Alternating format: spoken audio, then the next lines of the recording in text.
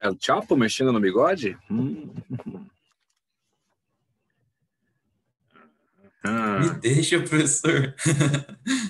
Difícil deixar você. Quase impossível. Ai. Quem manda ser estiloso? Danisca. O estilo tem seu preço. Pois é, né? Fazer o quê, né, professor? Chato ser gostoso, né, cara? Chato ser gostoso. Ai. Só parar aqui. Tá gravando? Tá. Beleza.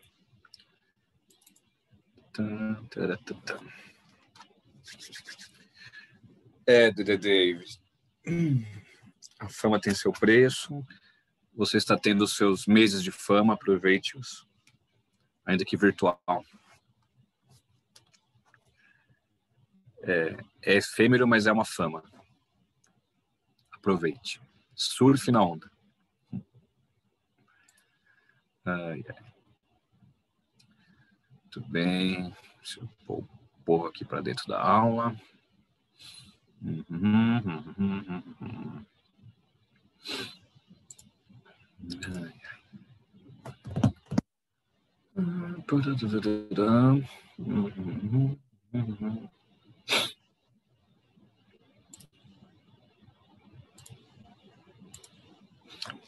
Isso.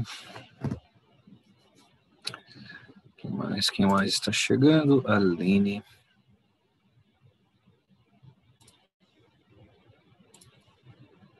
Muito bem.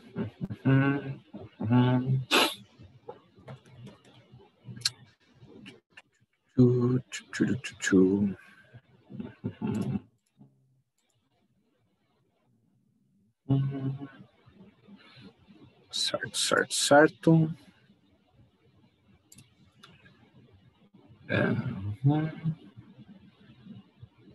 Larissa.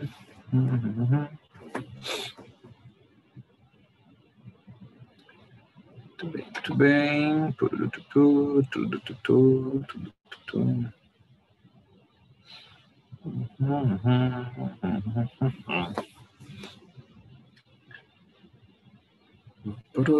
Bom, lentamente aqui vamos retomando então, né? Bom, esse mapa aí eu só o coloquei para você entender que o Nordeste não é todo igual. Não dá para dizer o Nordeste a economia é de um jeito, mas perceba que são 4 sub-regiões. Já falei delas com vocês. Em alguma aula, em algum momento, seja em indústria, agricultura, domínios naturais, já falei um pouco, mas é importante você, quando olhar esse mapa do Nordeste, não decorar os estados que compõem cada divisão, não precisa isso não, tá? Fiquem tranquilos. Mas é saber que há diferenças, né? Então, eu vou seguir a ordem, 1, 2, 3 e 4, só para você fazer um checklist aí do que cada região tem como predominante, tá bom? Aí eu começo pelo meio norte, o 4. Aliás, 4 não, desculpa, o 1. E a gente vai caminhando. Perceba que o meio norte tem esse nome, né, porque está entre o Nordeste e a região Norte. E no caso, o Maranhão é o estado que está praticamente inteiro, né? Todo o Maranhão fica nesse meio norte e um pedacinho do Piauí.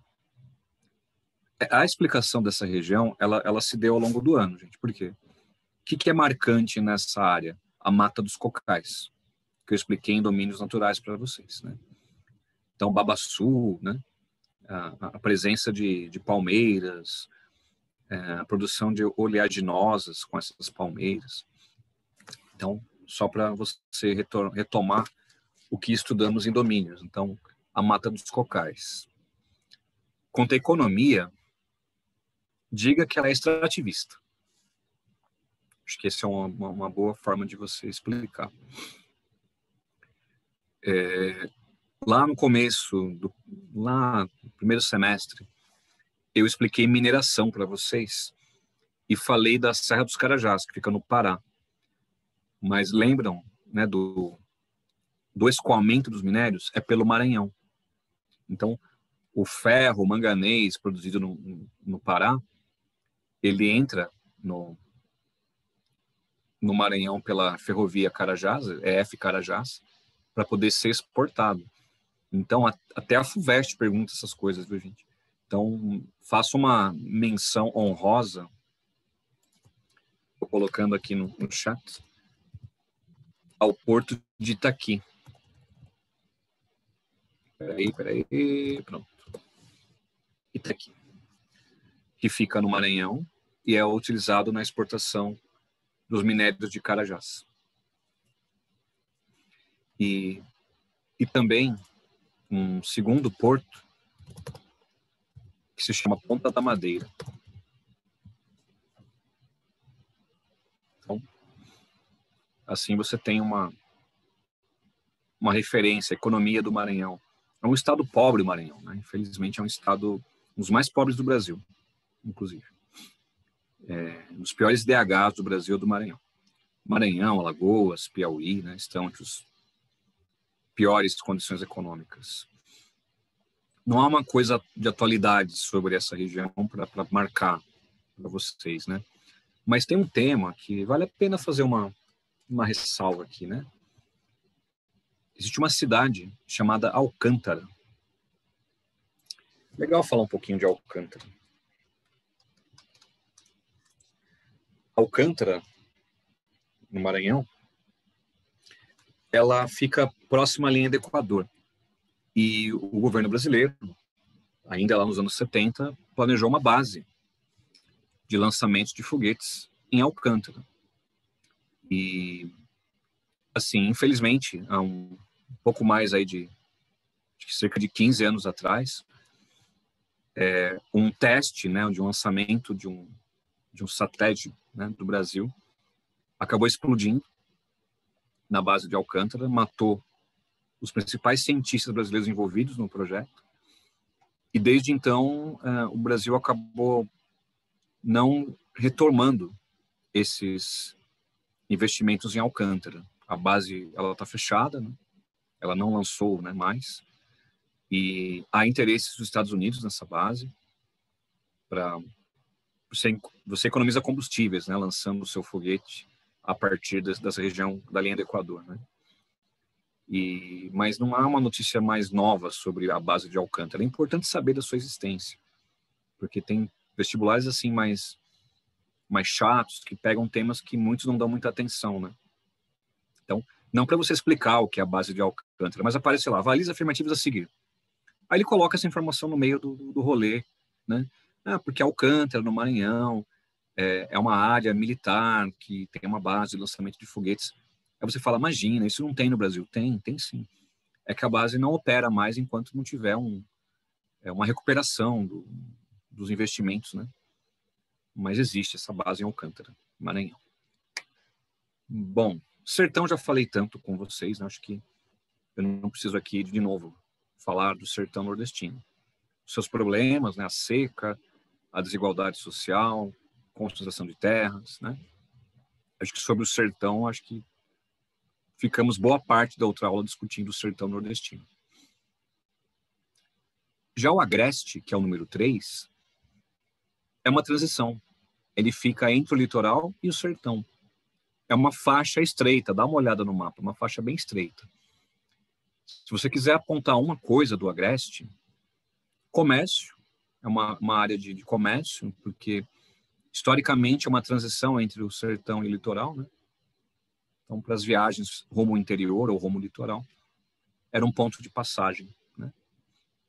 Então, você pode dizer que é função comercial, né? E policultura. Policultura, você planta, em médias propriedades, diferentes produtos, né?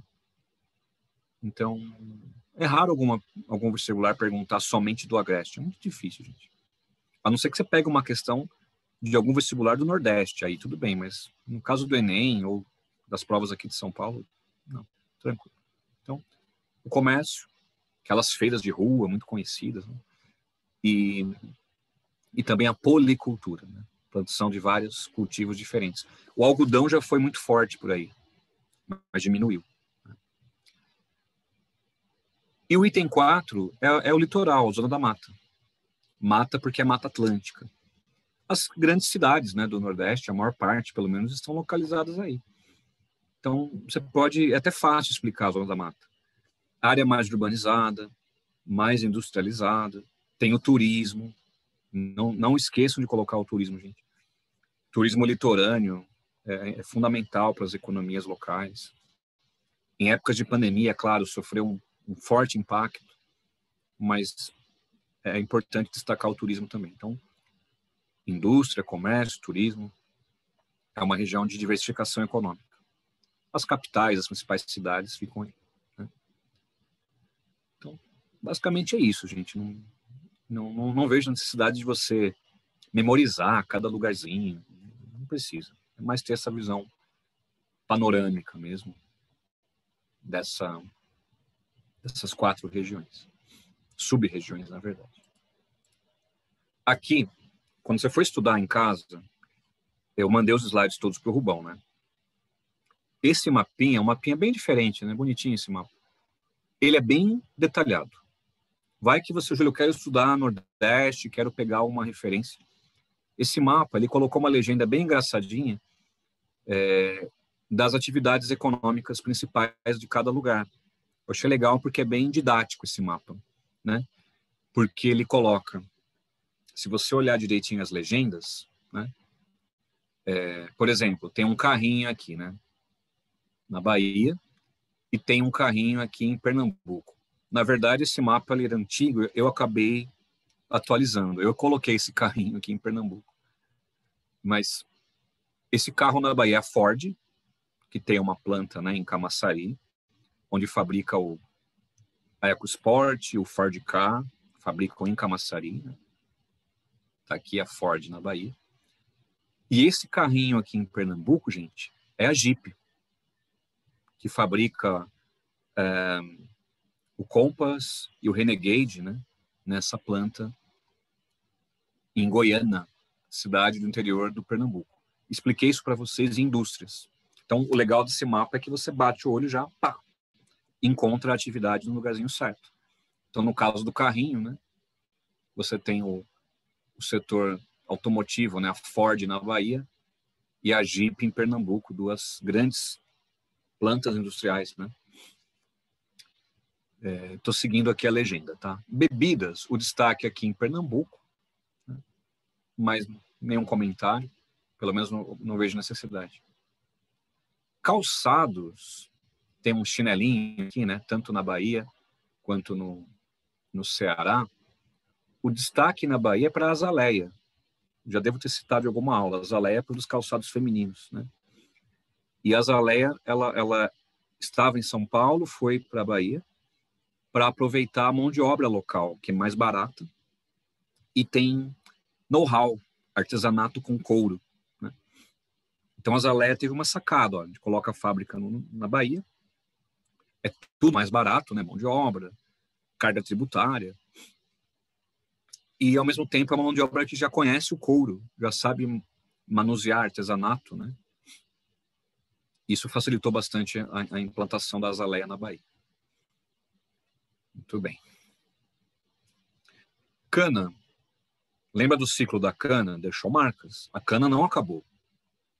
Hoje, São Paulo, o estado de São Paulo, representa 80% da produção de cana do Brasil. Só o estado de São Paulo, 80%. Mas perceba que, ó, tanto no Alagoas quanto em Pernambuco, ó, isso aqui é histórico. Ó, desde o antigo ciclo da cana, lá do século 17, ainda persiste aí, né? A cana nunca acabou. Teve um auge, declinou, mas nunca acabou. O que mais na legenda? Tem uns morangos. Ô, David, você gosta de morango, David? Ah, eu como. Pronto, já achei um presente para você. O morango do Nordeste. Pronto, achei. Enfim. Esse exemplo aqui é importante. Não o morango em si, mas o que está na legenda está muito pequenininho. Quem está no celular talvez não consiga enxergar. Fruticultura. Vou colocar no chat. Fruticultura. Espera aí que não estou escrevendo. Opa. Ricão, agora que eu li aqui o que você escreveu, eu já te respondo, tá? Fruticultura irrigada. Desvio do Rio São Francisco. Onde está esse morango aí que vocês estão vendo, aquele que o nosso glorioso David vai comer depois das aulas, é por onde passa aqui o Rio São Francisco. Olha, tá vendo a divisa aqui entre Sergipe e Alagoas?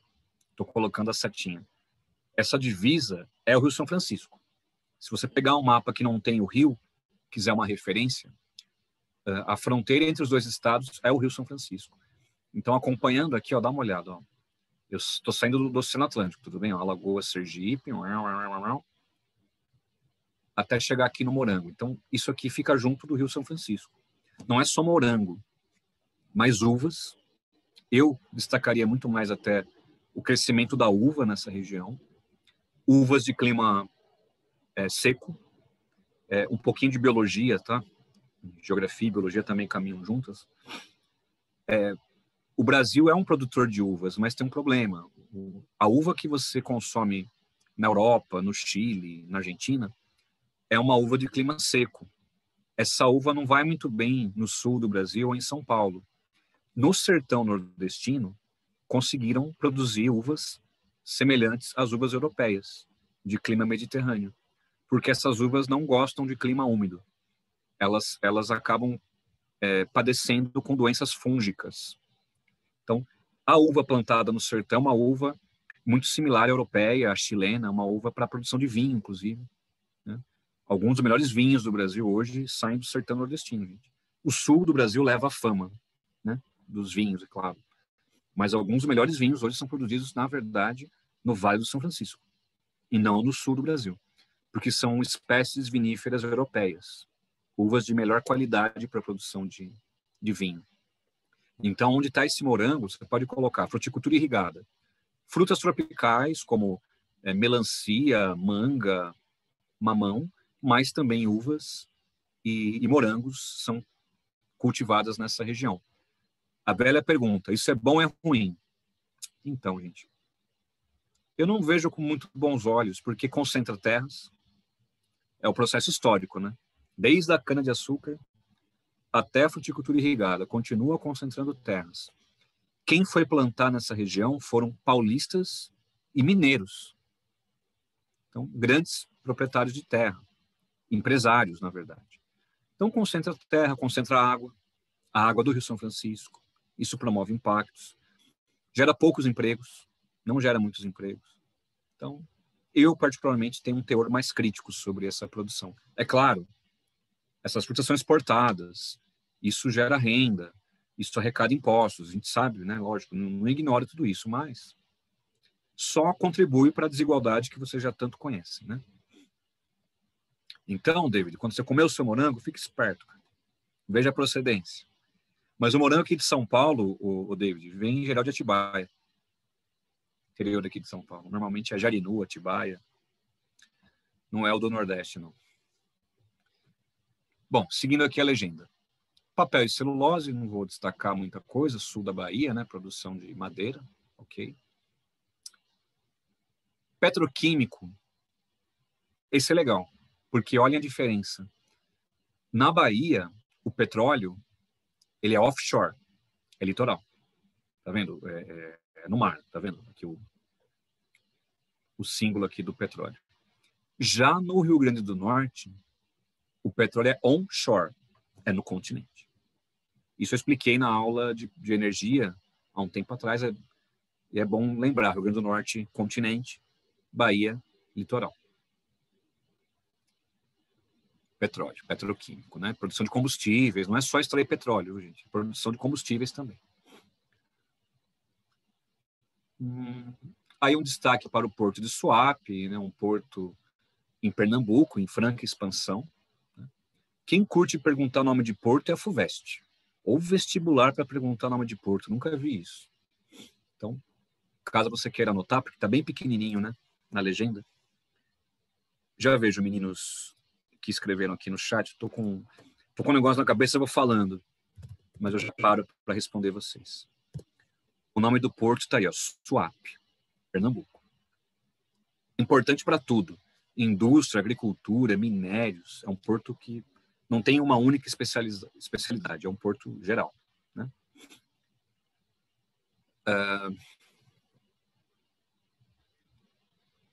Soja. Isso eu expliquei para vocês. Lembra do Matopiba? Olha só. Só não está o Tocantins aí no mapa porque é região norte. Mas, ó, Matopiba, Maranhão, Piauí e Bahia. Percebam que isso aqui não é sertão, é cerrado. É uma faixa que inclui o cerrado. Então, não se esqueça, aula de agricultura que eu expliquei no primeiro semestre, provavelmente, né? Temos 3 estados daquele Matopiba. Só o Tocantins que não está nesse mapa porque pertence à região norte. Então, produção de soja tem crescido muito. Legal. Esse símbolo aqui, bem estranho, é a indústria têxtil, roupas, né? Pernambuco e o Ceará. A gente não fala muito isso, porque a China, ela nos vende muita roupa, né? A Ásia nos vende muita roupa. Então, a gente acaba ignorando um pouco o Nordeste, gente. Ou no caso de São Paulo, bolivianos, né? Expliquei tudo isso para vocês. Mas tanto o Pernambuco quanto o Ceará tem uma indústria de roupas muito forte, indústria têxtil, muito forte mesmo, muito desenvolvida. De repente você tem uma roupa sua, tá lá, indústria brasileira. Mas de onde? Provavelmente dali, gente. Calça jeans, blusas, camisetas. Se a tua roupa for made in Brasil, enfim, é difícil, porque não fala, de repente, o estado ou a cidade onde ela foi fabricada. Se tivesse só made in Brasil, não dá para saber, mas pode ser até do Nordeste brasileiro. E o guarda-chuvinha, né, que podia estar mais espalhado, é o turismo. Acho que aí vale para todo o litoral, né? Perceba que o guarda-chuvinha está só em... Guarda-chuvinha não, desculpa, falei errado. Guarda-sol. Agora sim, guarda-sol. O guarda-sol podia estar espalhado em mais lugares. Ficou só na Bahia e no Rio Grande do Norte. Mas, na verdade, o turismo ele se espalha pelo litoral nordestino, né? Ele é muito mais forte na Bahia, com certeza, mas não somente na Bahia. É isso, né? Fizemos um mapinha. Agora eu vou ler aqui o que vocês perguntaram. O Henricão perguntou do Ponta da Madeira se é um porto dos minérios. Sim, sim, Henricão. Ponta da Madeira, não é Madeiro, Madeira. Tá? Mas minérios também. O Samuel, ele falou que é uma cachaça de Pernambuco quando eu viajar esse final de ano para o Nordeste. Pô, Samuel, eu não vou para o Nordeste esse ano, cara. Se fosse, traria, com muito prazer, cara, mas eu não vou. Provavelmente eu vou até o Rio de Janeiro, que tem boas cachaças também. Aí o Henrique, ele perguntou de novo do Matopiba. Não sei se deu tempo de eu responder, Henrique, mas diga que o Matopiba é a mais nova fronteira agrícola brasileira. Qual o último lugar que a soja se instalou no Brasil? É o Matopiba. A soja é a pecuária bovina. Mas é cerrado, né, é uma transição entre o sertão e o nordestino e o cerrado.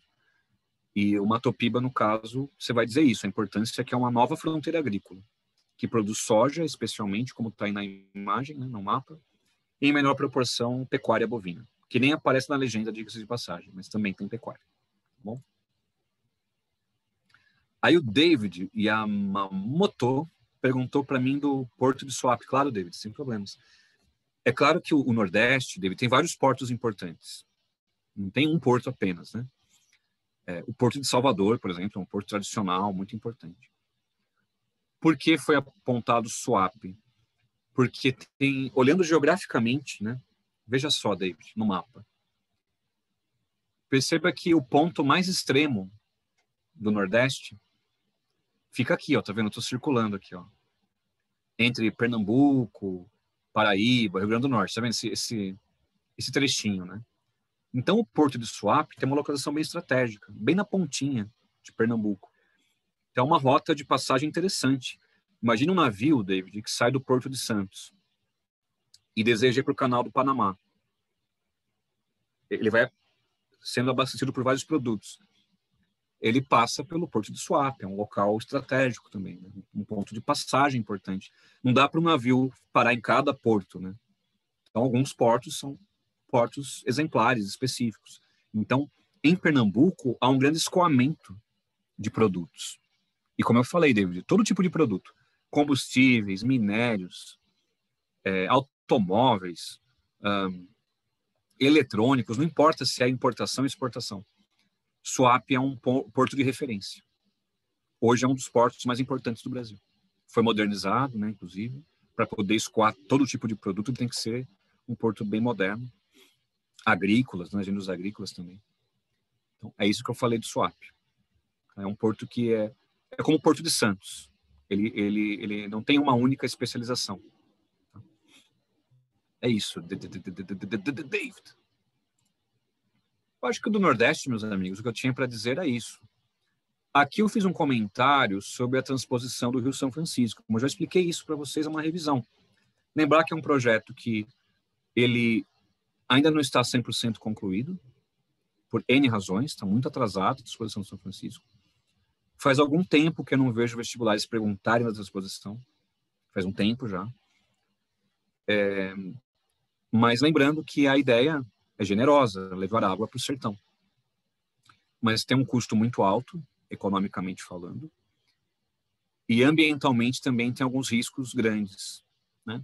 Com relação à qualidade do Rio São Francisco, qualidade das águas, riscos de diminuição do volume de água do rio, né? Então, eu vejo mais contras do que prós na transposição do São Francisco. Eu me lembro uma vez dando aula em São Bernardo do Campo, né? E isso em 2007, faz tempinho já. E foi quando o governo Lula, então, ele liberou, né, a obra de transposição. E naquele ano, gente, os vestibulares, nossa, perguntaram muito da transposição, 2007, 2008, que estudar um tema que ia cair era a transposição do São Francisco. Lembro um aluno me questionou, mas você é contra a transposição, mas a questão não é ser contra. Você não ouve a população que é envolvida no projeto. Você não escuta os pescadores, você não escuta aqueles que fazem parte desse ecossistema e dessa área, né, que vai ser contemplada pelo projeto. O custo é muito elevado, então não há um outro projeto, não existe outra alternativa para a transposição. Essa é a minha crítica, né? Você achar que só tem um jeito, é transpor o Rio São Francisco, porque ele é o grande rio Sim, ele é um grande rio, um rio de grande volume e tal, mas esse mapa talvez não te dê essa dimensão, gente. Mas existem também rios, como o Rio Parnaíba, que não está aparecendo aqui nesse mapa, mas o Parnaíba também pode ser transposto uma parte dele, sem prejudicar o Parnaíba, claro. Então, por que mirar tudo em um único rio, criar um mega projeto que é caro para você elaborar, é caro para você fazer manutenção e vai criar vários impactos? Por que não elaborar projetos menores, né? Então, é assim que você pode criticar a transposição. Não é criticar levar água ao sertão, não é essa a minha crítica. Tem que levar água para o sertão, claro que tem que levar. Mas não há outra alternativa, tem que ser desse jeito. Então, essa é a crítica que você pode fazer. Mas, repito, vocês têm no livro de exercícios um monte de questões sobre a transposição para estudar, para praticar. Mas faz um tempinho que não cai uma questão de transposição nas provas, porque o projeto está aí, está quase pronto, ora continua, ora para, ora continua, ora para.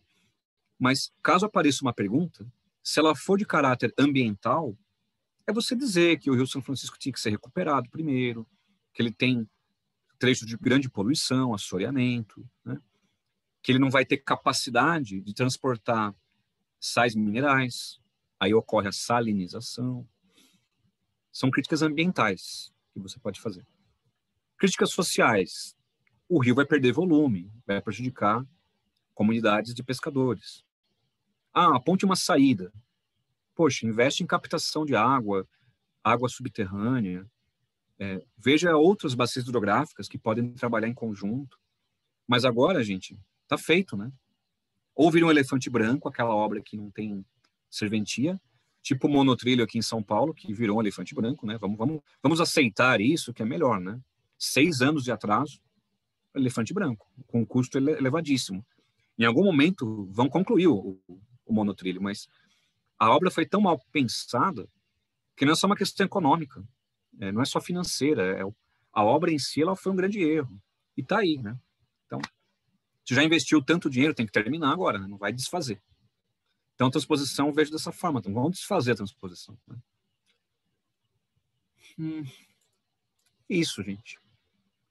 E aqui, ó, eu coloquei 2 fotos para vocês entenderem. A foto de cima é a fruticultura irrigada. Então, lá no fundo, dê uma olhada, o Rio São Francisco. Ó, o Velho Chico. E junto, as lavouras. Não dá para entender muito bem o que está sendo cultivado aqui, mas são lavouras bem próximo ao rio. Gente, isso fere um monte de regras ambientais. Tinha que respeitar a margem do rio, né? Como é que você planta imediatamente ao rio?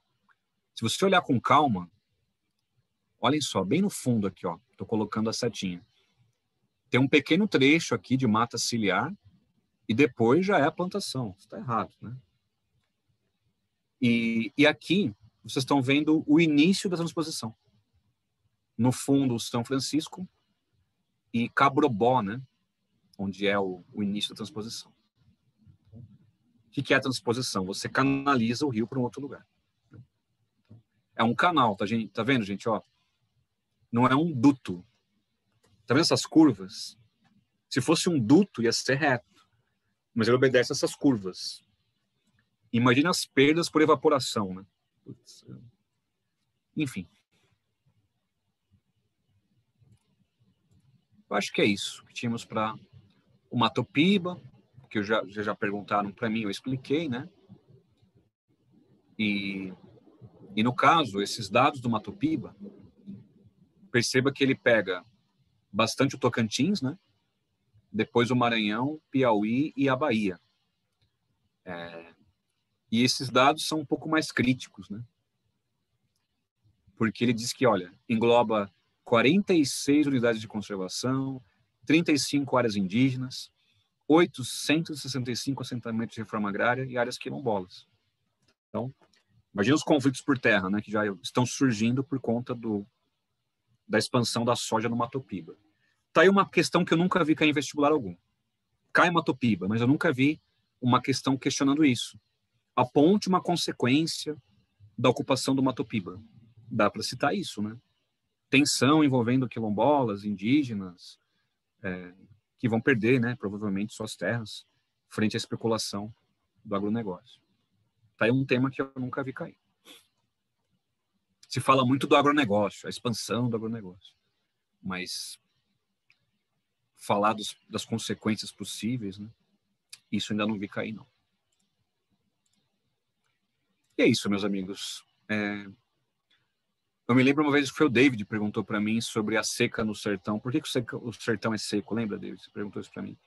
E eu falei que, olha, é uma questão que nem segunda fase pergunta, porque é muito delicado, né? E aqui, olha, essa é a Borborema, o Planalto da Borborema, famoso, né? Então, ele tem uma altitude média de 500 metros. Então, não dá para afirmar, né, que a Borborema é a principal ou única causa da seca no sertão. Ele ajuda, né, uma barreira em relação à umidade. Mas não é a principal causa. A principal causa, falei para vocês, é uma zona de alta pressão que não permite a formação de nuvens de chuva. Esse esqueminha está oposto, né? Porque o litoral fica a leste, né, não a oeste. Mas é bem isso. Aproveitando, deixa eu ver se está por aqui a Ana Alves. Oi, Ana Alves. Vou responder aquelas perguntas que você me fez, Ana, mas uma delas está aqui, ó. A Ana perguntou para mim, eu vou compartilhar a dúvida da Ana, tá? Vou compartilhar.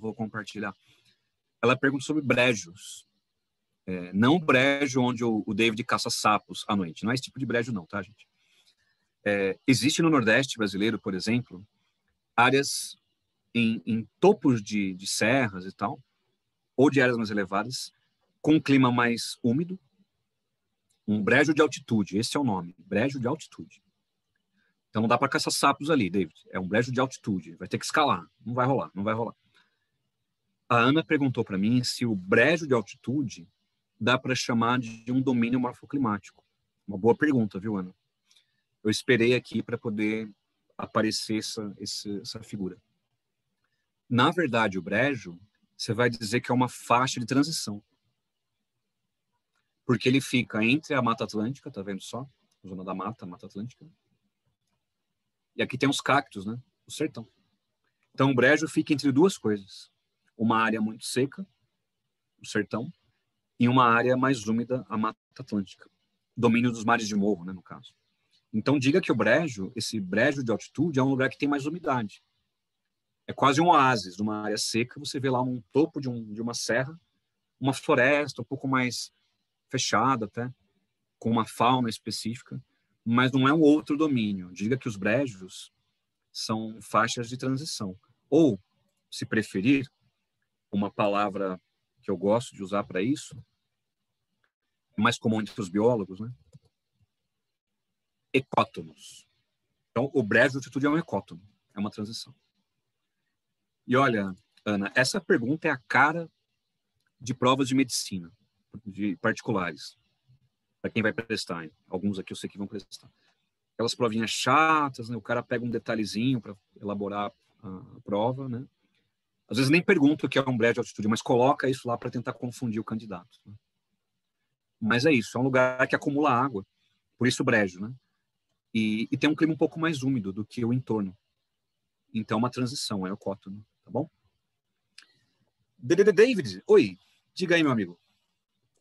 Professor, você já tinha explicado isso, só que eu acho que eu acabei esquecendo e tal. Você poderia falar de novo da indústria da seca e tal, essa teoria? Porque, tipo, você estava falando da transposição, aí quem sabe deve ter algo a ver. Claro. Você pode falar o seguinte, David. A indústria da seca é um termo que você usa para se referir à concentração de poder, seja ele político ou econômico, no sertão nordestino. E essa concentração de poder, ela precisa da seca, porque eu te oprimo e eu te domino, porque eu tenho recurso e você não tem. Essa é a indústria da seca. Né? Então, por que não há uma política mais adequada para levar água para o sertão? Não levar água igual este ano, gente. Pode procurar no noticiário, ano de eleição para prefeito, né? Vereadores. Vários caminhões pipa levando água para essas cidades. Mas é porque tem um ano de eleições para prefeito, né? Nessa reta final de eleições, tem água, provavelmente. Passou, e comida, né, também. Passou essa época de eleições, cadê a água, cadê os alimentos? Então, essa é a indústria da seca. Ela concentra recursos, solos, água, terras, e não permite um desenvolvimento social adequado nessa região. Por exemplo, David, vamos tentar pensar numa pergunta difícil, pergunta bem complicada, para reflexão. É possível afirmar que a transposição do São Francisco está ligada à indústria da seca? Eu diria que não. Não dá para falar isso, porque não partiu desses que fazem parte da indústria da seca criar a transposição do São Francisco. Para vocês terem uma ideia, Dom Pedro II pensou na transposição do São Francisco. Vargas pensou. Os militares pensaram. Vários outros, Kubitschek pensou. Mas não havia técnicas para fazer isso. Mas é uma obra, gente, que foi pensada há muito tempo atrás. O governo Lula em diante, a obra saiu da teoria. Mas por questões técnicas. Mas, infelizmente, David, dá para dizer o seguinte, que se a transposição não for bem conduzida, ela pode sim contribuir para a indústria da seca. Ela não foi criada para esse intuito, entendeu? Mas, infelizmente, se não for bem planejada e direcionada, a água vai ter um custo muito alto. A água vai ser cara. Quem vai pagar por essa água? Indústrias, fazendeiros. Eles vão redistribuir essa água? Provavelmente não. Então, qual garantia que nós temos que a água vai chegar em quem precisa? Eu não vejo nenhuma garantia ainda. Então, Isso você pode fazer um link com a indústria da seca. Dá para você fazer essa ligação, sim. Tá bom? Mas, Professor... Opa, fala, perdão, David. não, pode terminar. Mas divida as explicações, tá? Uma coisa é a indústria da seca, outra coisa é a exposição, mas em algum momento elas se cruzam. Sim. Beleza. Professor, e questão de atualidade e tal, o Bozo esse ano ele meio que abriu, né, o negócio. Eu não sei se ele meio que finalizou de vez, que ele não fez nada na real, né? Mas enfim, tipo, o que que aconteceu, sabe?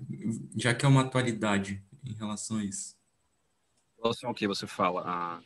É que eu não lembro que momento do ano, desse ano ainda foi Hum, que ele foi para a região do Nordeste, tipo, ativou algumas. Ah, eu não sei explicar, mas eu sei que tem a ver é assim, com o Rio São Francisco. é porque assim, David, a cada período de tempo, uma parte de transposição é inaugurada. É isso. Seja lá quem for o presidente da República, não importa o partido, ele vai participar da cerimônia de abertura, né? É claro, se eu fosse presidente, você, a Ana Beatriz, a Ana Banana, o André, dariam ótimos presidentes. Eu faria igual. Ó, meu governo. Isso é propaganda que todo político faz. Qualquer um aqui, se fosse político, faria o mesmo. A diferença é a seguinte: é efêmero, é passageiro, não resolve o problema. Você surfa, né? Como eu até brinquei com você, David, que você agora que é famoso está surfando na fama. O presidente surfa numa obra que é altamente populista, elaborada, olha que contradição, né? Pelo ex-presidente Lula, não é contraditório? Que ele tanto criticava, né, o Lula, o Bolsonaro, criticava tanto, mas está aí surfando na onda de uma obra elaborada pelo governo Lula. E como política é algo, no Brasil, né, algo tão traumático para nós brasileiros, né? Mas o senhor acha que esse tema do São Francisco pode voltar esse ano, talvez, por causa desse acontecimento? Ou é meio conspiração da minha parte? Sei, David, porque todo ano isso acontece. Talvez você tenha memorizado essa, essa ação do presidente, mas, cara, ontem foi feita uma coisa, David, muito mais. Antes de começar a aula, eu estava aqui chutando tudo, cara. O presidente Bolsonaro e o Paulo Guedes propuseram ontem um estudo para privatização do sistema de saúde do Brasil, começando, né, o pequeno para chegar no grande. E isso é inconstitucional, porque, de acordo com a Constituição brasileira, a saúde é pública e universal. Está na Constituição isso. Então, para você privatizar qualquer coisa ligada à saúde brasileira, vai ter que mudar a Constituição, porque ela diz que a saúde tem que ser universal. As operadoras privadas de saúde, os planos de saúde assim conhecidos, têm um alcance de 10% da população. Então, assim, a maior parte depende da saúde pública. Então, é terrível. Então, acho que tem coisas muito mais importantes que aconteceram este ano em frases e momentos do governo para você questionar. Agora, pode ser que caia assim a transposição, não por causa desse movimento do presidente, mas porque faz anos que não cai, David. O Brasil tem tanta coisa acontecendo, né? E tem questões que são clássicas. Por exemplo, perguntar de pirâmides etárias, perguntar da indústria brasileira, perguntar da construção de terra. São perguntas que caem quase todos os anos em vestibular de geografia. São perguntas que eu chamo de clássicas, né? E alguns temas entram e saem. Um exemplo é a transposição. Então, é possível. Mas eu até acho legal que caia, David, porque vocês têm preparo para responder qualquer questão. E vocês têm como estudar, porque já caíram tantas questões sobre a transposição que é um tema que foi quase esgotado. Dá para perguntar uma coisinha diferente, claro, mas não totalmente diferente. Eu posso elaborar uma questão bem cabulosa, comparar a transposição do São Francisco com a irrigação que acontece em Israel ou na Califórnia, sei lá. Dá para elaborar uma questão totalmente diferente, talvez, mas ainda assim são os mesmos conceitos. Entendeu? Então, estude. Não abandone esse tema. Tá? Beleza, brigadão, Então, professor. imagina, deixa eu olhar aqui o que alguns colocaram. Ana Alves, você perguntou sobre a indústria da seca e o arco do desmatamento. Não, que são lugares diferentes. O arco do desmatamento, Ana, ele vai pegar o Cerrado em direção da Amazônia, né? E a transposição, ela engloba o sertão nordestino. Então, são locais diferentes. Ela pode, Ana, atender a agricultura, como eu falei para você. Imagina que tem um produtor rural grande no sertão que vai ter água disponível, né? Então, pode atender ao agronegócio, a transposição. Mas não é o arco do desmatamento ali. O arco pega o Cerrado, centro-oeste brasileiro, né, especialmente, em direção da Amazônia, região norte. Então, são lugares diferentes. Aí o ódio aqui da Isabela Lee. Maravilha. André. O André falou que o FHC ganhou fama pelo plano real e a estabilidade da moeda e o controle da inflação. Já que o plano foi criado pelo Itamar. Na verdade, né, o André, o FHC, ele fez parte da equipe econômica do plano real. Ele era o ministro da Economia, da Fazenda, né, do Itamar Franco. Então, ele foi um dos que encabeçaram o plano real quando era ministro do Itamar e em seguida saiu candidato. Então, ele se colocou como sendo criador, né? Criador e criatura, né? Ele não criou o plano real, mas ele participou ativamente da sua construção. Mas é isso, cara. A política do Brasil, ela tem esse viés. Não importa o partido nem a ideologia, gente. E eu, às vezes, me pergunto, será que existe ideologia política nesse país? Olha, uma vez eu conversei com um prefeito de Poconé. Poconé é uma cidade que fica no Mato Grosso, no Pantanal Mato-Grossense. Ele era do MDB, era PMDB, hoje é MDB, e mudou para o DEM. Tudo bem, é um espectro à direita, né? Mas sabe o que ele falou para mim? Que o importante para ele é conseguir recursos para a sua prefeitura. Então ele mudou de partido para conseguir mais recursos. Então, se fosse PT, se fosse PSL, tanto faz. Ele quer recursos. E a gente, né? A gente não, eu não faço parte disso, mas as pessoas aqui em São Paulo brigando em redes sociais, esquerda, direita, mortadelas e coxinhas, aquela bobagem toda, a realidade política do Brasil é diferente disso. E a gente aqui discutindo ideologia, se você é comunista ou não, para. A vontade é falar, cresça, vai estudar, né? Enfim. E no final, há outros interesses obtusos, ou até mais evidentes do que isso, do que ideologia. A Guerra Fria acabou, gente, em 91. O Muro de Berlim caiu em 89. Não é momento para discutir comunismo e não comunismo, já passou, né? Você pode discutir política e discutir ideologia. Não estou dizendo que não é para discutir isso, mas não desse jeito. Uma pena, realmente é uma pena. Mas, enfim, o papo tá bom, mas região sul e centro-oeste agora. Começar pela sul. Sul, gente, é papo rápido. Eu tenho as minhas alunas super poderosas que vão prestar região sul, né? Vestibulares no sul do Brasil. Para elas enviei um material já, né? Sobre essas regiões, esses estados, né? Paraná e Rio Grande do Sul. Mas vocês que não vão prestar coisas no sul do Brasil, não precisam ter tanta especialidade em região sul. Espera aí que eu não vou fazer isso aqui, não. Pronto.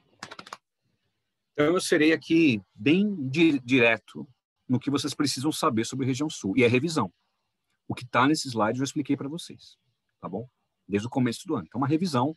Aproveitem, se tiver alguma dúvida, a gente já trabalha com uma revisão. Em primeiro lugar, gente, história do Brasil de novo.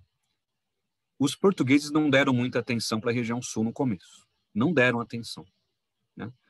O clima era um clima que não proporcionava as plantations tropicais, como a da cana.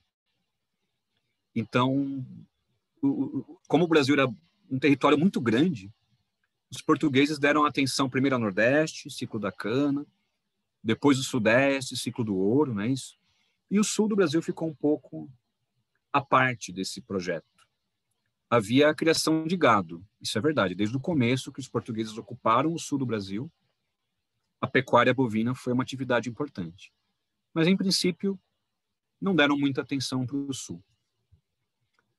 O que mudou, gente? De novo, peço licença aqui, já flertei com o David, flertei com a literatura, agora vou flertar com a história. O ano está aí no chat para vocês. Isso mudou tudo, gente. Assinatura do Tratado de Madrid, entre Portugal e Espanha. Tratado de Madrid. Aí. Madrid, ele deixou mais nítido o que era pertencente a Portugal, na América do Sul, e o que era pertencente à Espanha.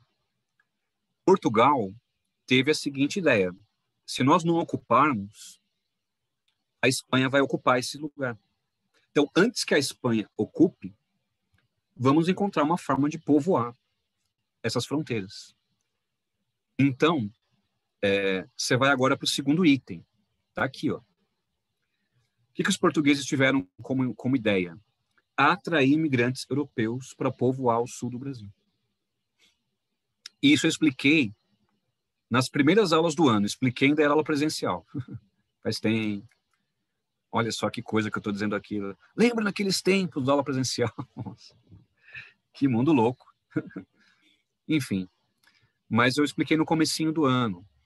Então, o objetivo de Portugal foi levar famílias para ocupar o sul, as fronteiras ao sul. Então, muda tudo, gente. Não foi latifúndio, foi minifúndio, pequenas propriedades, para sustento dessas famílias. Sobretudo da Itália, está aqui no slide, né? E da Alemanha. Italianos e alemães. Então, só para ninguém se perder na linha do tempo. Tratado de Madrid, 1750, século XVIII. Ao final do século XVIII e começo do século XIX, é que esses imigrantes italianos e alemães começaram a migrar para o sul do Brasil. Cuidado para não confundir com a imigração italiana para São Paulo, que foi depois. Dá um nó na cabeça de quem não tem isso bem organizado aí nas ideias. Então, café em São Paulo, já na segunda metade do século XIX, foi responsável, né, pela imigração italiana, branqueamento da população. Já no sul do Brasil, essa imigração italiana e também alemã, ela foi ao final do século XVIII e começo do século XIX, com outro interesse, povoar, né, ocupar as fronteiras do sul, com minifúndios, agricultura familiar, portanto, e não o latifúndio, a grande propriedade. Dá para falar branqueamento? Dá e deve, porque Portugal podia muito bem ocupar o sul do Brasil com população cabocla ou de origem africana, mas não, preferiu incentivar a migração de brancos, italianos e alemães. Então, dá sim, infelizmente, né, essa é uma palavra feia, mas dá para usar branqueamento aí também. Tá? Dá para colocar numa boa, que é o único motivo, né? Por que trazer imigrantes? E assim, eu não sei onde vocês estudaram, cada um de vocês, claro, eu sei de alguns. Eu já tive alunos, por exemplo, que chegaram para mim, mas Júlio, não foi porque o clima do sul é mais parecido com o da Europa? Às vezes aparecem explicações assim, mas como é que eu posso dizer? Você cria um eufemismo, né, para aliviar o que é o branqueamento, né?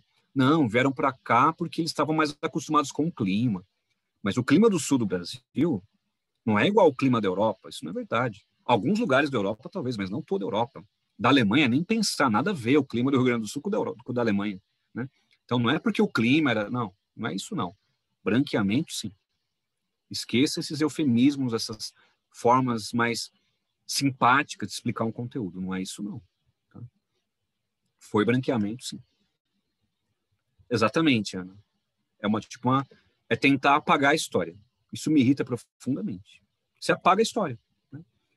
E eu, o Ana e todos, numa época de mestrado, eu fiz algumas pesquisas assim, em museus no interior de São Paulo. É impressionante que documentos sobre a escravidão eles sumiram. Apagou. Você não acha. Você acha jornais do final do século XIX de venda de escravos. Jornais de época. Ainda venda um escravo. Sim, gente, tinha esse tipo de coisa em jornais. Mas documentos, assim, vários documentos, não existem, porque o branqueamento também se deu a partir de você tentar eliminar essa lembrança do trabalho escravo, das torturas, das mortes, enfim. Muito bem. Terceiro e último item. Esquece agora século XIX, pensa no século XX em diante. O sul do Brasil são 3 estados, né, gente? Paraná, Santa Catarina e Rio Grande do Sul. É uma área pequena. É uma área de grande crescimento econômico ao longo do século XX, tanto agrícola quanto industrial. Então, eu coloquei isso no slide, né? Ó. É uma região que possui a segunda maior concentração industrial do país. Só perde para o Sudeste, onde fica São Paulo, claro, né? Mas a agropecuária também é muito forte. O Paraná é o estado que mais produz trigo no Brasil, e o Paraná, ao mesmo tempo, é um dos que mais produz soja. Deixa eu pensar aqui. Deixa eu olhar para o David, que eu me inspiro a olhar para o David. Ah, me inspirei. O Paraná está entre os 3 que mais produz soja. Perde para o Mato Grosso, né? E para Goiás, ou empata com Goiás. Rio Grande do Sul é o estado que mais produz arroz no Brasil. Santa Catarina é o estado que mais produz aves e suínos. Então, vejam, a agricultura não saiu do Rio Grande do Sul. Ela acabou transbordando para o Centro-Oeste. Lembra dos que migraram para o Centro-Oeste e tal? Mas ela não sumiu do Sul. Ainda há agropecuária no sul do Brasil. Não é que ela desapareceu, ela ainda existe, é forte, é importante. Isso que eu nem falei das uvas. Falei da uva no Nordeste, mas uva no Rio Grande do Sul, vinhos no Rio Grande do Sul. Então, tabaco. Cuidado, David. Se algum coleguinha te oferecer um cigarro, diga não. Tá? Mas, enfim. Produção de tabaco no Brasil, Rio Grande do Sul. Então, a agricultura ainda é muito forte por lá. Então, para quem não anotou tudo, vou repetir mais devagar. Paraná, um exemplo, trigo. Muito forte na produção do trigo. O Brasil importa trigo, né? A produção do Brasil não é autossuficiente. Mas o Paraná é o estado que mais produz trigo. Paraná também produz soja, importante produtor de soja. Rio Grande do Sul é muito variado, né? Arroz, que é o mais importante do Brasil, mas também tem as uvas, tabaco, a pecuária bovina, né, nas pradarias. Então, o Rio Grande do Sul é bem diversificado a agricultura, né? E Santa Catarina, não é agricultura, é pecuária, no caso, temos as aves e os suínos. Então, uma cidade conhecida, infelizmente, por uma coisa horrorosa, que é Chapecó. Acho que o acidente do time da Chapecoense há 4 anos atrás, né? Muitos que nunca deram muita atenção para Chapecó ficaram atentos a essa cidade depois desse acidente. Mas Chapecó é uma cidade com grandes frigoríficos, né? Então, marcas importantes como Perdigão, Sadia, né, Seara, são dessa região. Tá? Então, assim, você tem elementos importantes sem decorebas. Não precisa ficar decorando cada produto, cada coisa. Eu queria terminar a região sul com um comentário de atualidades. A questão do arroz, que eu já debati um pouquinho com vocês. Aí sim, David, quando você me pergunta atualidades, esse é um tema bom para ligar, né, com o conteúdo. Porque o arroz subiu muito de preço, não somente o arroz, né, mas o arroz ganhou destaque. E é interessante você justificar o aumento do arroz, porque o dólar, gente, hoje bateu um novo recorde, né, se não me engano, subiu ainda mais, né? Disparou até que o Banco Central interviu para dar uma abaixada. Deixa eu até olhar aqui para dar um valor certo para vocês. Dólar hoje. 5,77. Henrique, aquela viagem lá sua para Miami vai ter que esperar, cara. Vai ter que esperar. 5,77 e contando. Então, o dólar está muito... aliás, vamos inverter. O real está muito desvalorizado frente ao dólar. Então, para o agricultor, o que compensa fazer? Exportar. Porque ele vai trocar o seu produto por dólares. Então, o nosso produto fica mais barato no exterior, quando o real se desvaloriza. O que aconteceu com o arroz? A exportação de arroz, ela aumentou, se aproveitando do dólar caro, ou, quem quiser colocar, se aproveitando do real mais barato. E o preço do arroz começou a subir muito. E a pandemia fez as pessoas ficarem mais dentro de casa, claramente, cozinharem mais. Então, a procura pelo arroz aumentou. E, então, oferta e procura, né? Caiu a oferta, porque o arroz aumentou, né, o volume de exportação, e o consumo interno aumentou. O desequilíbrio fez o preço aumentar e aumentar demais. Isso vale para outros produtos. O leite também está ficando muito caro por conta disso, para ficar em 2 exemplos. Mas é o mesmo raciocínio que você vai colocar do leite, gente. O Brasil exporta mais leite, falta leite no mercado interno, vai ficar mais caro. Carne também. Pode se preparar, gente, para quem consome carne. Porque Israel não consome carne. Entendi. Foi só para ver sua reação. Comecei a diminuir a carne, fui colher exame de B12, estava sem B12. Falei, pronto. Enfim, ainda não sou uma pessoa superior, gente. Eu ainda como carne também. Um dia eu quero ser esse alguém superior. Mas, enfim. Não estou sendo irônico, não, tá? Falando sério. Mas agora, a carne também tende a ficar mais cara porque o Brasil vai exportar mais carne. A China tem aumentado o seu consumo de carne mesmo no meio dessa pandemia. Então, resultado, há uma inflação dos alimentos no Brasil. Né? Em meio à pandemia, uma inflação de alguns itens essenciais, como o arroz e o feijão. Aí eu vou ser crítico. Né? Perguntinha. Isso acontece nos Estados Unidos? De faltar um produto lá porque os produtores americanos exportam? Não. Isso não acontece por lá. Sabe por que não acontece? Por que não acontece? Porque o governo americano subsidia seus agricultores.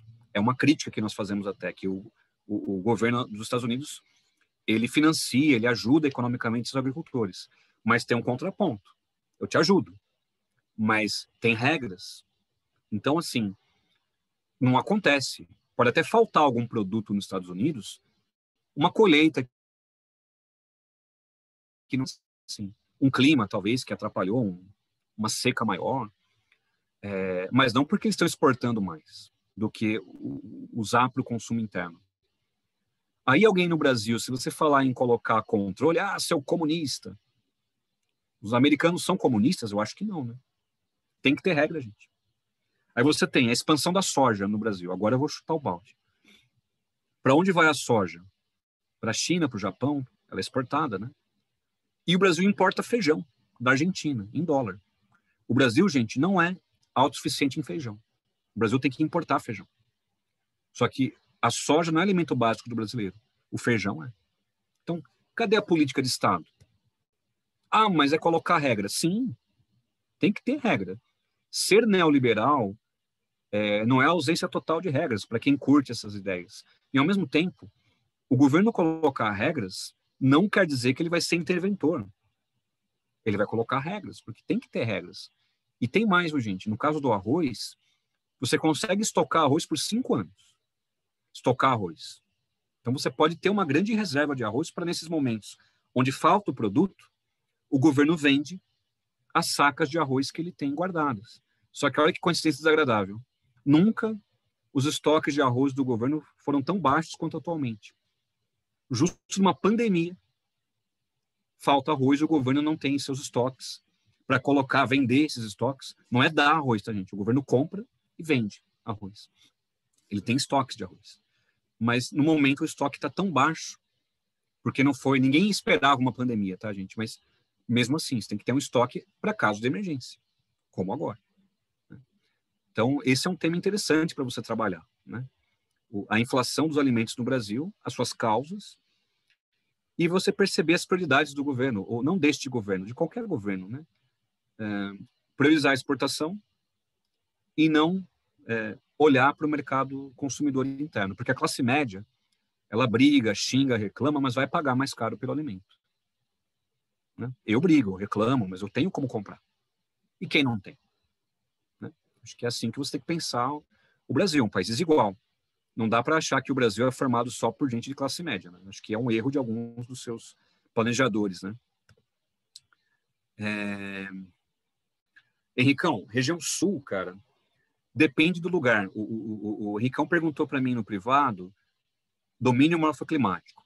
É o seguinte, o Paraná, Santa Catarina e o Rio Grande do Sul, quando você olhar o litoral, mares de morro, beleza? Mares de morro.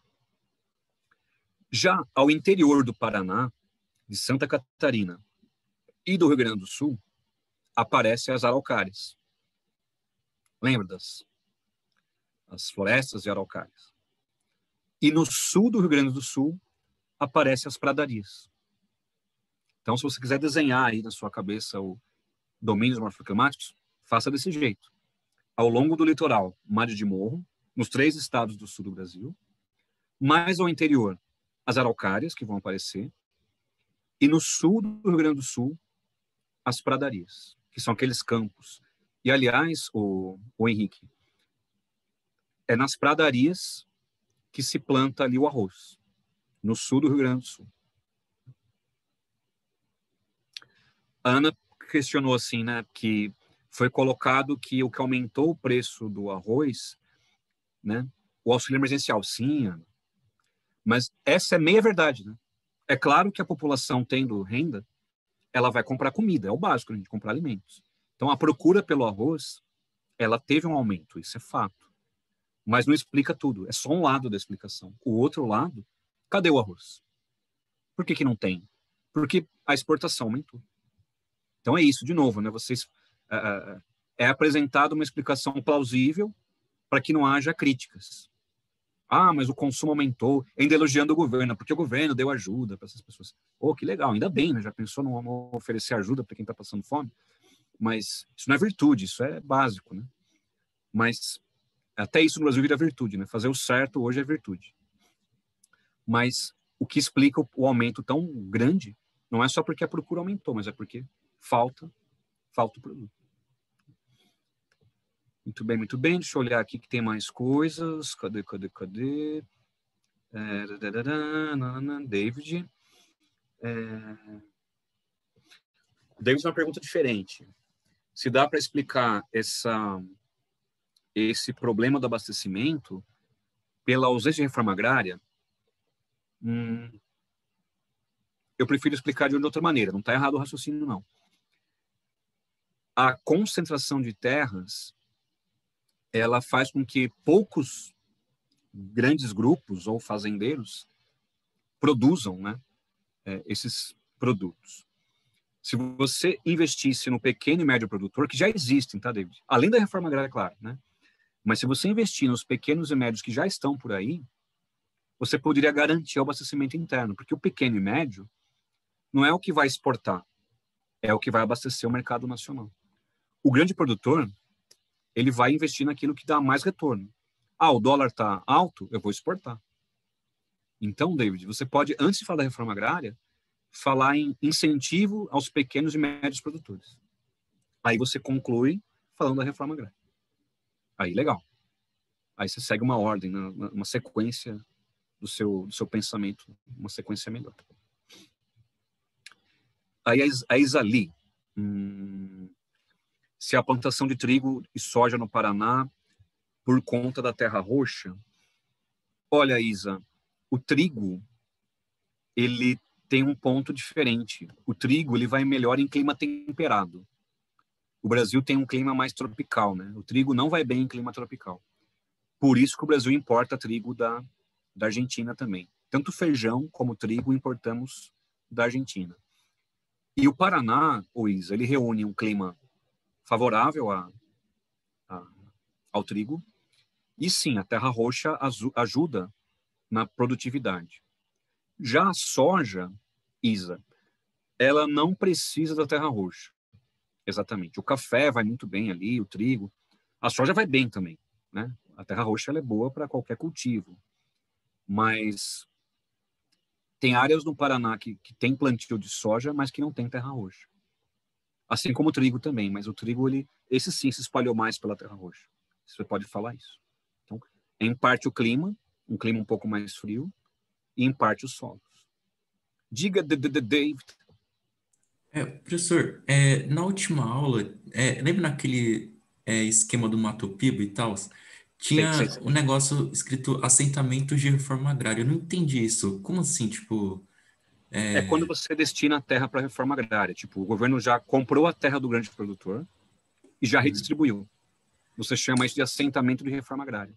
É uma terra que o governo ofereceu e assentou. Assentar é colocar alguém ali, entendeu? A terra não foi comprada. Foi um cadastramento que pessoas que não têm terra fazem e, com muita sorte, acabam conseguindo se assentar em algum local que o governo destina. É assim que você vai entender assentamento de reforma agrária. Tá? E não é necessariamente indica que ocorreu uma reforma agrária, porque não ocorreu, né? Não, não, indica. É isso que Indica o eu me seguinte. confundi. Tipo, Ah, teve tá. uma É porque reforma teve. Se agrária. ele usar esse termo, David, é porque teve reforma agrária. Agora é aquilo, né? A gente tem que questionar como é que foi essa reforma agrária. Ela, de fato, foi uma reforma agrária que ajudou? Porque, às vezes, David, eu já visitei, deixa eu lembrar a cidade, Limeira. Limeira é uma cidade, o nome, né, já ajuda a pensar, muito conhecida pela produção de laranja, que diminuiu bastante, né? Mas algumas fábricas de suco de laranja ainda se encontram por lá. Então, David, eu visitei em Limeira um assentamento de reforma agrária. Era uma desolação total, porque ofereceram a terra, que é importante, é fundamental, mas não havia suporte. Então, o terreno, David, era terrível. Era um solo quase imprestável, porque era área de pecuária. Foi destruído o solo. Destruído. Então, aí não vale, né, cara? Você faz reforma agrária, mas um terreno horrível, um solo terrível. Como alguém vai plantar? Assim, as pessoas estavam tristes, assim, tá? Porque o trabalho no campo é um trabalho muito pesado, de sol a sol, né? Porque não rendia.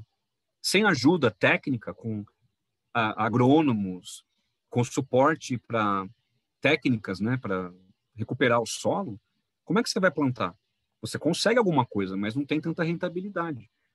Aí você tem gastos, né? Você gasta com irrigação, você gasta com adubos, fertilizantes químicos, você gasta energia, você tem que ter um retorno. Né? Então é um ciclo do mal, David. Você assenta o sujeito, mas se ele não tiver um apoio, ele vai perder a terra. Porque ele vai num banco pedir um empréstimo. Qual é a garantia do empréstimo? A terra. Né? É um círculo vicioso. Então, nem Nossa, toda professor. reforma agrária é efetiva.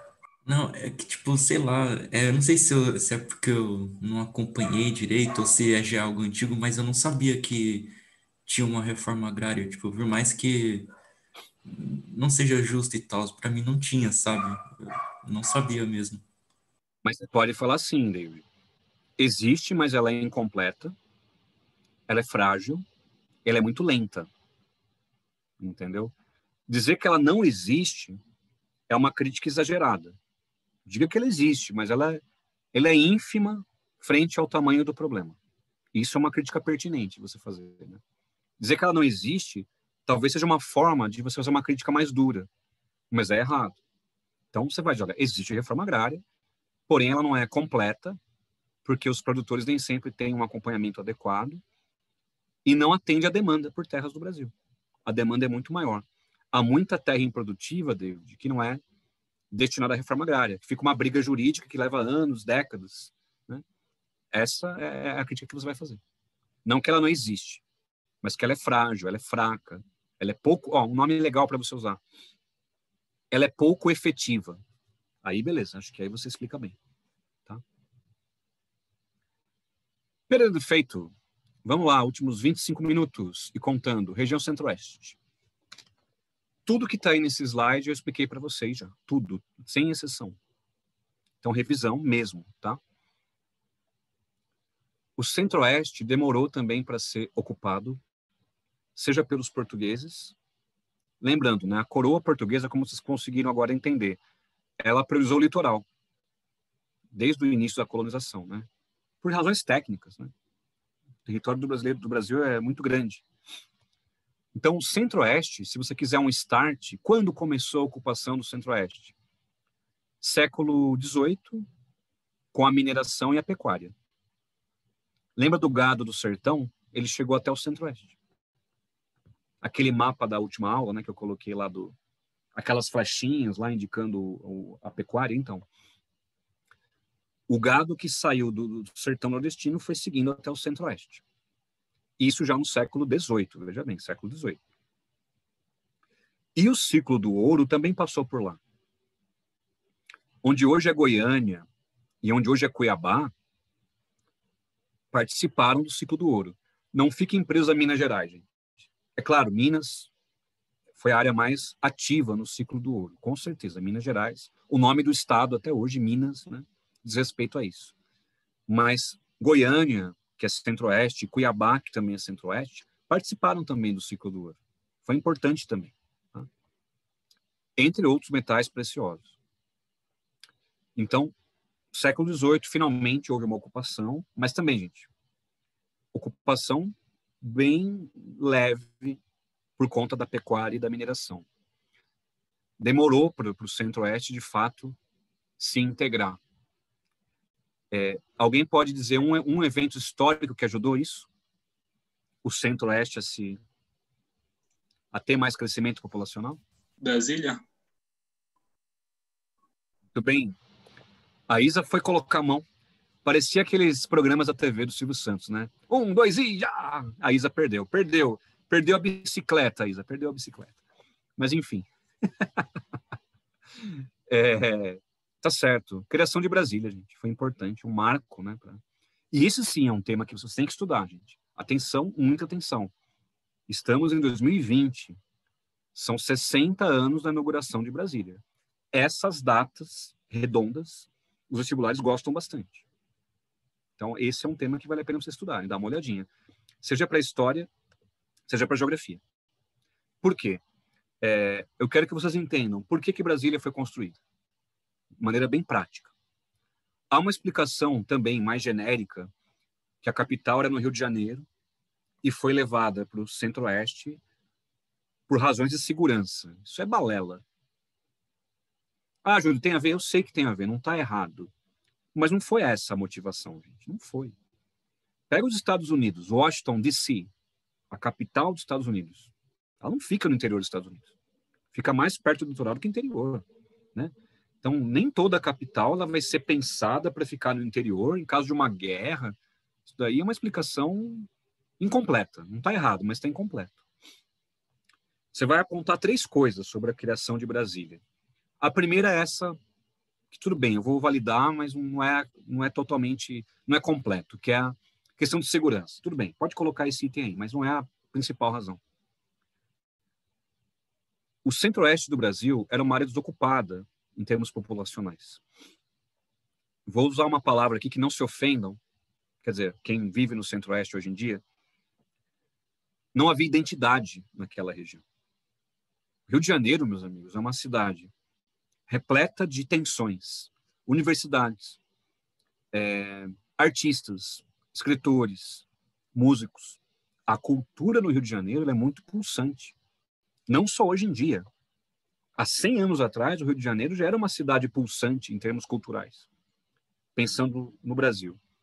Então, se você tem a capital do seu país, num local onde há estudantes, onde existem artistas, há uma vanguarda cultural, ela vai criticar, ela vai bater a sua porta, e aí? Então, tirar a capital do Rio e levar para o centro-oeste, uma área isolada, que não tinha uma identidade cultural até então, foi uma estratégia de alienação também. Porque se eu e Ana Beatriz, Ana Banana, nós dois vamos migrar para Brasília, uma marcha em direção de Brasília, vamos protestar contra o David. Não queremos mais o David nesse cursinho, vamos até Brasília protestar. Beleza. Eu vou olhar para a Ana, quer saber? Vamos tomar um negócio aqui, vamos ficar por aqui mesmo, vamos mandar uma mensagem feia para o David e tá bom demais. Você não vai até Brasília. Então, levar a capital para uma área mais isolada naquele momento, isso há 60 anos atrás, também tinha esse entendimento, né? Alienação, tirar essa pressão em relação ao mundo político. Pense em Buenos Aires, que é a capital da Argentina.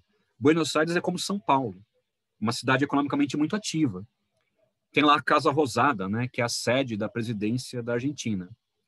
Quando tem protesto, para a cidade, para tudo. E os argentinos têm uma educação política um pouco melhor do que a nossa aqui no Brasil. Então, olhando para tudo isso, por que transferir a capital para o centro-oeste? Uma área isolada dessas grandes cidades, dos grandes centros, das grandes universidades. Tem a UNB em Brasília, é uma grande universidade, claro. Mas é diferente do Rio ou de São Paulo, né? Que existem muito mais locais de pensamento estudantil, etc.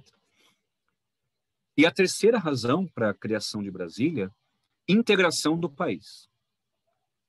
Porque assim que Brasília foi inaugurada, foram criadas rodovias. Rodovia Belém-Brasília, rodovia Brasília-Santarém, rodovia Brasília-Boa Vista, até Rondônia. Então, essa é a terceira explicação que você vai dar para a construção de Brasília, né? A questão de integração nacional. Você cria a capital no centro-oeste e, a partir daí, faz uma integração com as rodovias. Eu acho que com isso você responde qualquer questão, né? Que pergunte, né, por que a transferência da capital para o centro-oeste. Tem o lado da segurança, não vou ignorar, mas não é o principal. O lado da alienação e o lado da integração com as rodovias. Certo?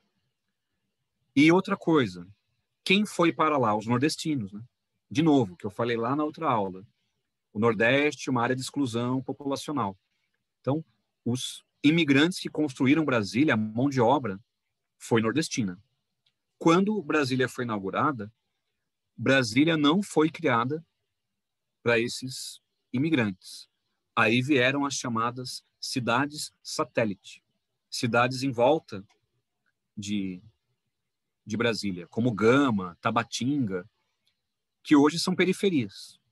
Não são morros, né, como aqui em São Paulo, no Rio, mas é uma área que se degradou também, uma área periférica e bem confrontante, né? Brasília com a renda, né, dos políticos, deputados, senadores e tudo mais, assessores, enfim. E ao redor de Brasília uma área mais pobre, que são essas cidades satélite. Tá certo? Então, a partir daí o Centro-Oeste começou a ter mais imigrações, mas não parou por aí. Foi um start, beleza. Mas eu vou pular para o último item, depois eu volto nos demais. O agronegócio. Isso promoveu uma ocupação maior do Centro-Oeste. A soja e o gado. Diga isso. Brasília deu um start, legal.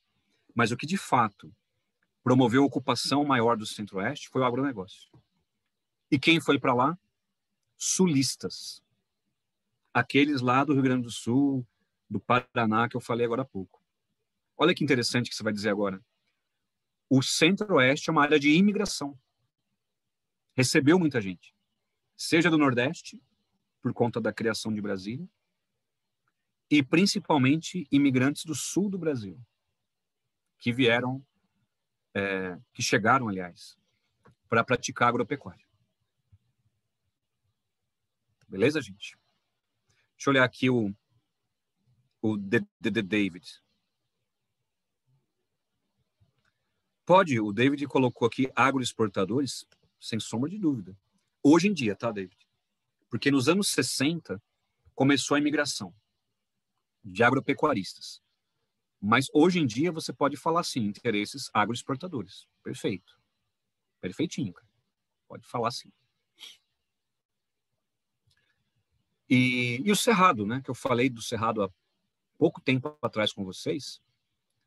Eu coloquei assim, área nuclear do Cerrado, ou seja, o local onde o Cerrado está concentrado.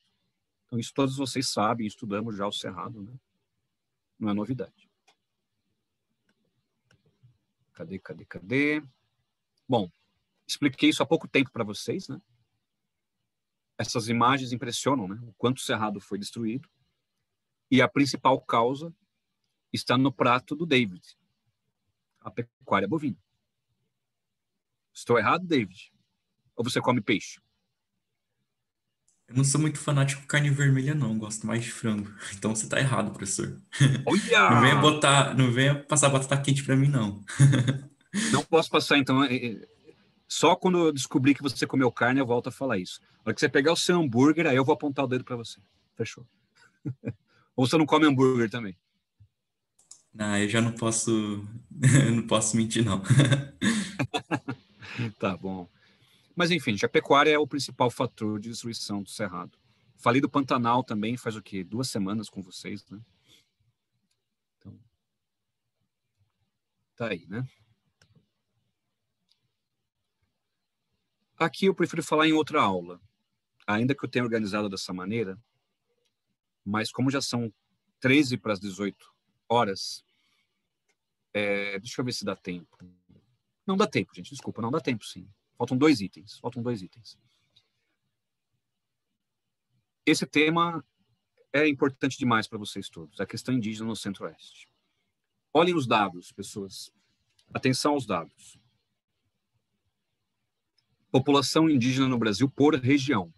Região Norte, acho que todos devem ter esse entendimento, é a região que mais tem indígenas. Vamos arredondar aqui, ó. Cerca de 340 mil. Depois temos o Nordeste, com cerca de 230 mil. E, finalmente, depois o Centro-Oeste, com 153 mil. Por que eu estou destacando o Centro-Oeste se é a terceira região? Porque os índios do Centro-Oeste, gente, estão mais ameaçados. Eles estão exatamente na fronteira agrícola. Então, a região Norte, é claro que há problemas em relação aos índios, vários. Mas no Centro-Oeste você vai dar um destaque, porque eles estão bem no meio, né? Desse corredor de exportação de soja, de carne, né? E eu quero que você leia comigo o item 2. Né? Olhem só. Mato Grosso do Sul. Estado é um dos principais focos de tensão devido ao superpovoamento das terras indígenas. Sem espaço para plantar, os índios acabam ocupando fazendas próximas. Como que você vai explicar isso? A não demarcação das terras indígenas está promovendo isso. O índio ele tem uma natalidade maior do que a população brasileira em média. Eles têm mais filhos. Então, quando é apontado aqui superpovoamento, a natalidade maior. Tudo bem? O que ocorre? Está na Constituição Federal demarcação das terras dos índios. Oferecer aos índios as terras oficialmente, né, demarcá-las oficialmente. Quem deve fazer isso? O Poder Executivo. Aí, David, a questão política, quem demarca é o presidente da República. É ele, cara. A demarcação executiva. E qual órgão que acaba executando? É a FUNAI. Vou colocar o nome aqui no chat.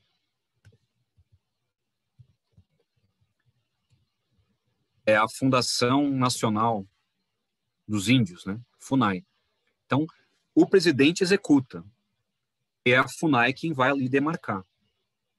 Isso é Constituição, gente, de 1988. Então, é importante você fazer, né, se apropriar, né, dessas questões mais jurídicas também, né? Nem sei se é jurídico o termo correto, mas a organização das leis, né, no caso, melhor assim. Mas, enfim, cabe ao Poder Executivo delimitar as terras dos índios e a FUNAI executa tudo isso. Mas o que ocorre? Se você não demarca, estou olhando aqui de novo para o slide, tá, gente? Os índios acabam ocupando as áreas próximas. O que tem nas áreas próximas? As fazendas. O índio não está errado, porque é lei. As áreas dos índios devem ser demarcadas. Os índios têm que plantar. O agricultor também ocupou ilegalmente aquelas terras, que deveriam ser dos índios. Pronto. Temos o problema em evidência. E uma coisa que eu falei para vocês lá na aula de Cerrado, né, que é a mar de nascentes. Quem deve cuidar mais dessas nascentes? Os índios ou os fazendeiros? De soja e de gado. Então, é fácil responder isso. Portanto, conflito indígena no Centro-Oeste está muito evidente, está muito forte. E essa é a razão que vocês estão analisando agora. Pode piorar? Olhando para Isa Ra, sempre pode piorar isso, infelizmente. Há um projeto de lei que quer transferir a demarcação das terras dos índios do Executivo para o Congresso Nacional, a bancada ruralista. Ixi. Caso isso seja aprovado, vai ficar ainda mais difícil demarcar a terra dos índios, porque quem é que vai ajudar a demarcação? O rei da soja, o rei do milho, o rei do gado. Como é que vão demarcar a terra de índios se há um conflito? E tem mais. Pode ficar pior o pior, Isa. Pode ficar pior o pior. O projeto também visa transferir para o Ministério da Agricultura a demarcação de terras indígenas. Aí acabou. Gente, aí tchau. Adiós, né? Então, assim, é bem complexa a situação dos índios no Brasil, gente. É bem complexa, né? Como é um ano de pandemia, eu creio que a atenção do governo federal é com a perda política que a pandemia pode provocar. Não é a preocupação com a população, não é. É com os danos políticos que pode causar a pandemia, certo? Agora, depois que passar a pandemia, esses projetos polêmicos, gente, eles devem ser contemplados. E entre esses projetos, esse da demarcação das terras dos índios. Tirar da FUNAI essa competência e transferir para o Ministério da Agricultura. Qual vai ser a função da FUNAI, então, né? Ou ainda tirar do presidente da República e colocar no Congresso, ocupado por ruralistas. Então, não foi aprovado, mas está sendo analisado. Certo? O meu glorioso Henricão, ele me perguntou sobre o projeto de lei. Eu vou fazer o seguinte, o Henricão, já que esse era o último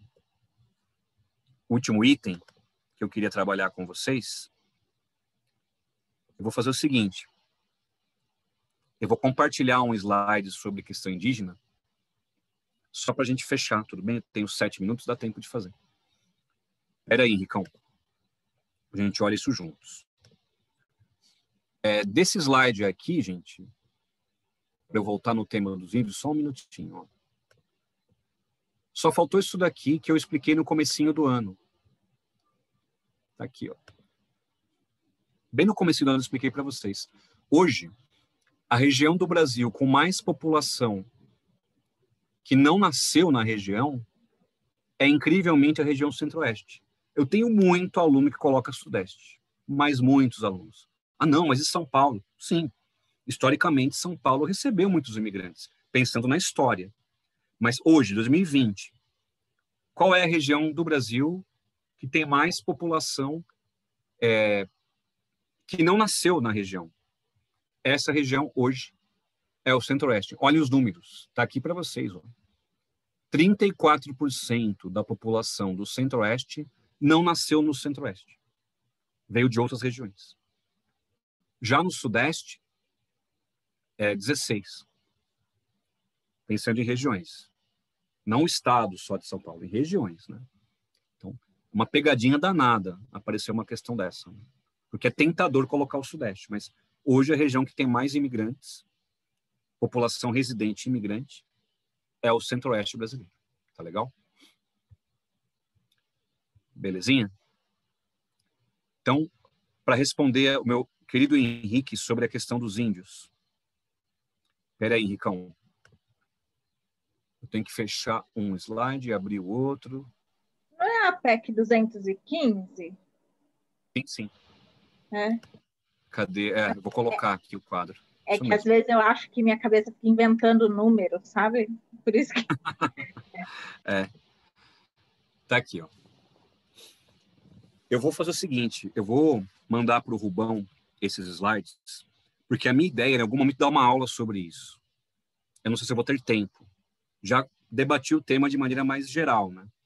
Mas quem sabe aí na revisão, pega um momentinho, eu acho que eu vou fazer isso, na revisão, pegar uma meia hora, falar da questão indígena, acho que é importante, bem importante, inclusive. Então, esse mapa, ele mostra o seguinte, ó. Cor verde, peraí, cadê a setinha? Tá aqui. Áreas que já foram regularizadas. Tá legal? Então, perceba que várias áreas foram regularizadas. o que é bom, né? Registrado em cartório, patrimônio da União, né? Agora, existem áreas em estudo, delimitadas, declaradas, homologadas, encaminhadas por doação. Então, ao longo do Brasil, tem muitas áreas que ainda estão em disputa.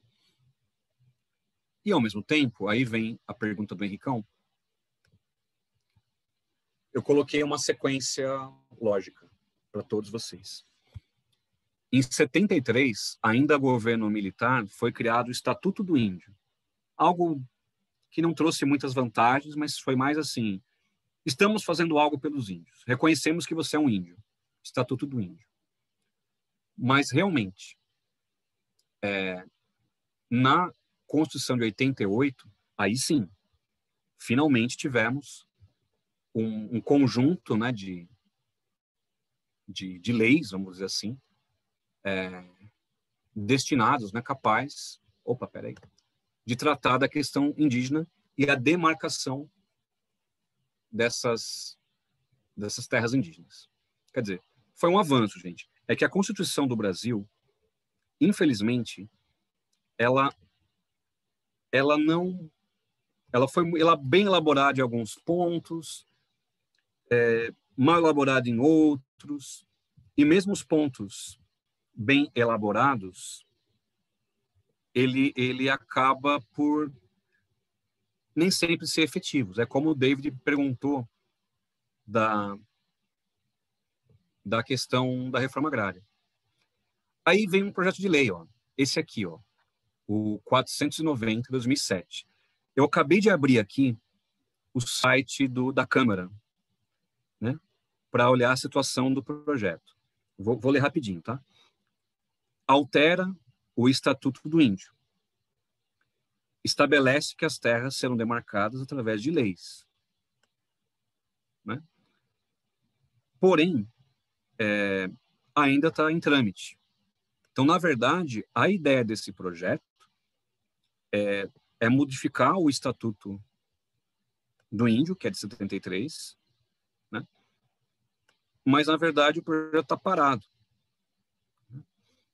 Na verdade, olhando aqui a opinião dos ruralistas, eu estou olhando isso para vocês saberem que não é uma crítica sem nexo, né? Se esse projeto for aprovado, né, ele vai praticamente tirar do índio a sua autonomia, esse projeto 490, né, e vai favorecer a ocupação das terras indígenas para agricultura e mineração, que é uma coisa que o presidente Bolsonaro deseja, inclusive. Ele entende que os índios podem ganhar com royalties da mineração, enfim. Então, a bancada ruralista, ela apoia esse projeto 490, porque vai dificultar, né? Vai dificultar muito, porque vai ser uma lei para cada demarcação. Vai ficar muito burocrático. É o que esse projeto ele propõe. E já a PEC 215 é o que eu falei agora há pouco, né? É você transferir para o Ministério da Agricultura e para o Congresso Nacional a demarcação das terras. Se esses dois projetos forem aprovados, né, o primeiro vai dificultar, vai burocratizar a demarcação das terras. E o segundo vai levar a demarcação para o Ministério da Agricultura, dominado por ruralistas. Então, é basicamente, né, uma desconstrução do pouco que foi feito no Brasil em relação aos índios. É uma desconstrução. Infelizmente, essa palavra que eu estou usando aqui é a palavra correta, desconstruir. É uma pena realmente. Mas eu acho que esse tema é um tema tão sensível, né, que eu chamei esse tema aqui por conta do Centro-Oeste, que eu vou pegar um momento na revisão e trabalhar esse tema com vocês. Aí eu pego esses mesmos slides, trabalho com mais calma, porque o que você tem que saber pelo Centro-Oeste, você já sabe. Que os índios estão em meio, né, à expansão do agronegócio. Acho que isso vocês já entenderam muito bem. Agora, a questão das leis, como elas funcionam, o que cada órgão tem como função, eu falei aqui hoje muito rápido. Acho melhor a gente fazer isso com mais cuidado, mais lentamente. Mas eu faço na revisão. Acho que dá para fazer. Eu pego um tempinho da revisão para tratar desse assunto. Certo, amigos e amigas? Ufa, cansou, mas foi bom. Fizemos bastante coisa.